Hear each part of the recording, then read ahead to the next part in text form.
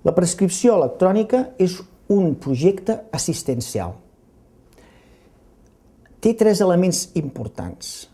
Punt número 1, seguretat informàtica, ja que tota prescripció va signada electrònicament, digitalment, i fa que aquest document sigui inviolable.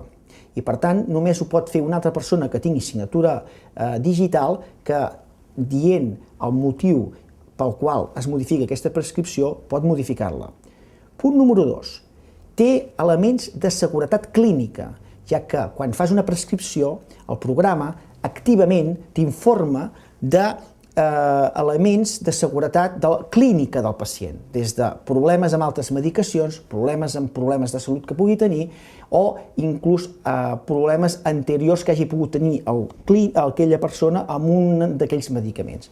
I per últim, i per nosaltres és molt important, ara que estem a punt d'iniciar la prescripció electrònica a l'especialitzada de Catalunya, ens dona la possibilitat del treball col·laboratiu.